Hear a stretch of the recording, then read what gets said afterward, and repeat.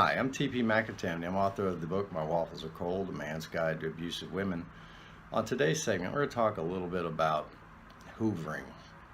You might have heard that term, and also to tail on to that, questions that some people have about whether or not they could be friends with the abuser. Hoovering comes from a term that has to do with the Hoover vacuum cleaner, and it means to suck you back in to the relationship. Many times this Hoover will come, they could come as early as a couple of weeks, a couple of months. It may come years after the relationship has ended. And what it usually means is that the abuser, whether the narcissist or the borderline, has worn out the supply they presently are with, or they just get bored, or they just have nothing else to do. And they want to see if you're still available, because the fact that you left them, or even if they discarded you, they still think that they can wrap you around their little finger. And they'll usually do this in different ways. This will normally come by a text, maybe a phone call, maybe a letter. Maybe they'll just drive by your house and knock on the door. But in one way or another, you'll sense that they're back in the picture again.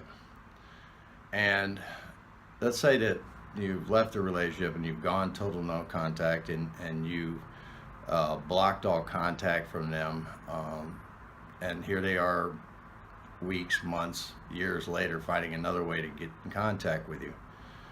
And when they do, they're going to have almost a script that they're ready to read to you in order to get you back in. And this script will be much along the lines of what they used during the honeymoon stage to hook you in the first place.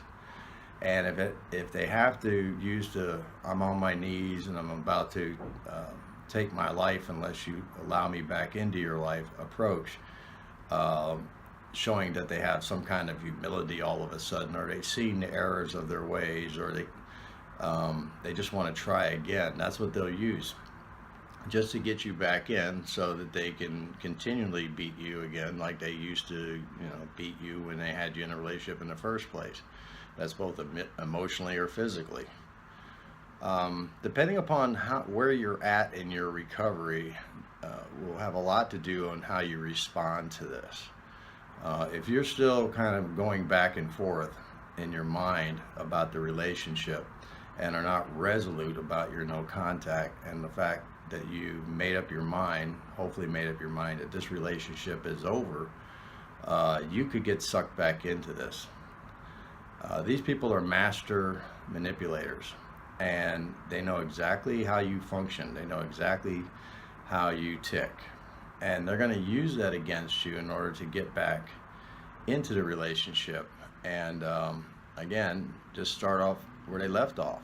There may be a little bit of time before they do that, a little honeymoon stage, just to make sure they've got you hooked. But sooner or later, they'll go back into the devalue stage, get whatever supply that you have left, whether that's sex, money, possessions, whatever, and then they're right back out the door again, leaving you just destroyed all over again, and setting back your recovery, back to ground zero. This happened in my relationship. It hadn't been a month, and when the first time around, my narcissist had left me. In which case, I remember that day that she left, I was feeling pretty good about it, because I'd already begun to study about narcissism. I just couldn't figure out a way to leave the relationship. And I remember saying to myself, good. And I went about my business. I rehooked up with friends. I started living life again. And then about a month later, I started getting anonymous text, fake text, questions about, did I see something that we used to have together? Was it in my outside closet? And the next thing I know, the phone rang, and I saw it was her. Now, I shouldn't have picked that phone call up, but I did. And when I did, I got all the snotting and sniveling and crying and the false humility and all that stuff. And I agreed to have a lunch, and the lunch turned back into a relationship. And the reason that this happened on my part was because wasn't, as I look back, I wasn't fully resolute at this period of time. She had basically picked clean most of my worldly possessions and most of my emotional well-being. And to be honest, I was lonely. And I thought maybe this time around it'll be different. And we agreed to, but I set some boundaries. I said we have to do counseling, couples counseling, and she agreed to that. And I was, much surprised about that. But soon that was forgotten, and we descended right back where we had left off, with her devaluing me and nothing changing until the day I got up and left, and I never went back.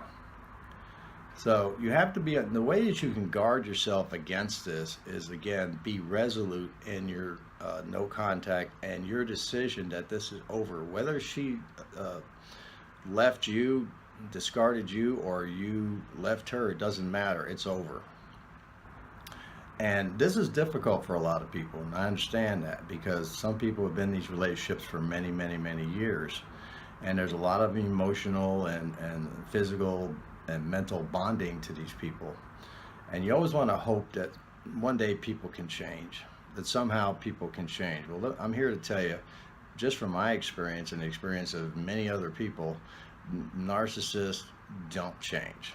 Abusers don't change. Generally, somewhere stuck inside of them, they still have that innate need to hurt people and abuse them.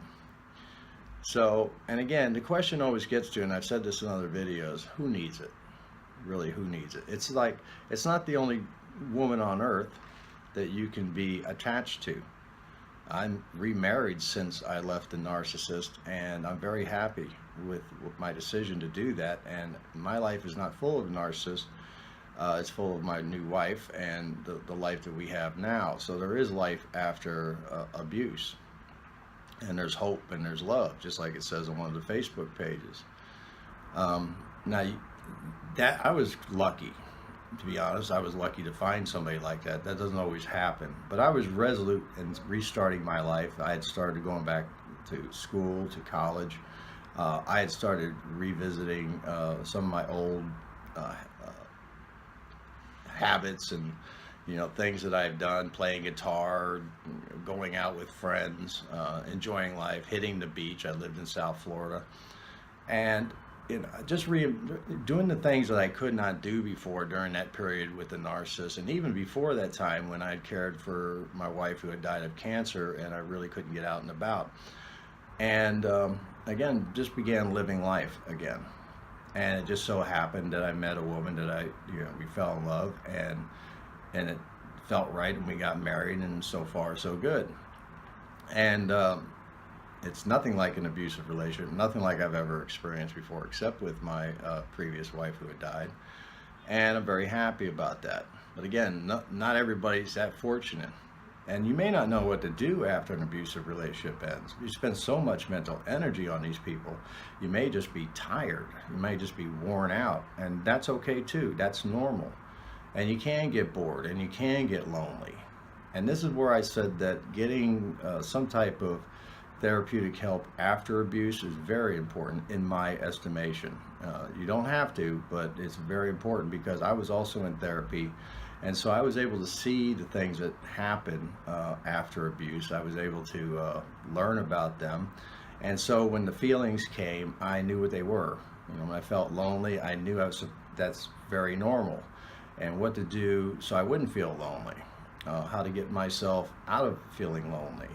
Feelings come from thoughts. And if you're sitting around all day reminiscing about whatever good you could find in an abusive relationship, and in every relationship, there's going to be some good and there's going to be some bad, but the bad is, the good is very, very few things in an abusive relationship, mostly to do with that honeymoon period.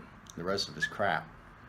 But if you sit there reminiscing on it all day, you're going to have feelings, trying to remember what happened, and thinking of the good times, so to speak. And so, what you need to do is just concentrate on you and your future, and not concentrate so much on them. They're gone. Make it up in your mind that they are no longer in your life. They are gone, and it's just as well, they might as well be dead. You've moved on. You made this choice. Even if they dumped you, you made this choice from that point on not to be with them anymore. Personal power is very important. And we all want to have personal power. In recovery, it is essential. It's just like an addict. When an addict, whether they go to jail and end up in AA or NA or whatever, and they decide to get sober or clean, once that happens, their life is in their hands.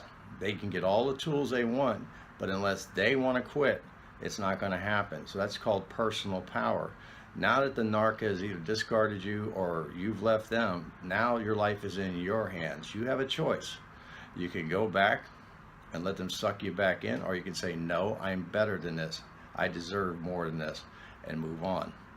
So, to avoid these Hoovers, it gets back to no contact, blocking every avenue they can possibly have to you. And if they sneak through, and if you end up having to talk to them, telling them it's over, do not contact me anymore. Use every legal means you can to your disposal, including restraining orders if you can, to get them to stop contacting you. And move on with your life. Sooner or later, they get the hint. Sooner or later, they'll move on. They know they can't get any more supply from you. They know they can't screw with you anymore, that you've changed. You're not the person you used to be, thanks to their abuse, but also thanks to your hard work. And you're no longer the mark that you once were. And they're not going to be able to get through to you. And they'll finally decide to move on. The second part of this video, I said we want to talk about, and it comes up a lot, well, can't we just be friends? And the answer to that is no. No more than you can be friends with anybody that abuses you. Why would you want to be friends with an abuser? The relationships don't change. Normally, in some relationships, I should say, in some relationships, normal relationships, people decide, you know what, we just don't work out as lovers or as husband and wife, but we'll just be friends, and it works out just fine. But not with an abuser. Not with somebody that abused you both mentally, especially physically. Not only emotionally, but physically as well. How can you ever be friends with that? Can light be friends with darkness, as it says in the Bible? No, it can't. So, no, you can't be friends. No contact means no contact. It means cutting and severing all ties to this person. And as much as it depends on your situation, even if you got, like, you're going through a divorce with them, once that divorce is done, I just put an article on the website, mywafflesarecold.com, about some of the steps you should take to do that, to protect yourself. Just a little short article to read some of the things I learned early on in my life. At the age of 19, I was married to an abused person. Didn't know that at the time, but because I didn't know how to deal with it, that cost me nearly a 23-year relationship with my daughter, who's now 40, and we have a relationship today. But it was one of the instrumental parts of losing that relationship is because her abusive mother took her with her, and I turned out to be the bad guy, which my daughter now realizes is not the case. But so go ahead and take a look at that article as well. But me and that woman could never be friends, ever. Didn't want to be friends. There was no closure I was looking for. All the years had passed. They say time heals all wounds. Well, not necessarily. Time could go on into millenniums, and they wouldn't heal the wounds that woman did to me. Forgiveness is another thing. Forgiveness is something totally up to you. If you just want to put it behind you, you read people that talk about forgiveness. I don't tell people to forgive or not to forgive. There's some things that only God can forgive, in my estimation. It's a matter of what you want to do there. But as far as having a friendship with this person, it's not going to work. You can try it. It's like anything else. I always talk about the closet. I've been in the closet. I tried a lot of things getting out of an abusive relationship and came out all banged up just like before, but I can tell you not to go into that closet because you're going to get banged up, and some guys will do it anyway. I'm trying to help you to avoid that. Don't do it. So stay no contact. Don't fall for the Hoover. No, it could come. It may never come. They might have been finished with you and moved on.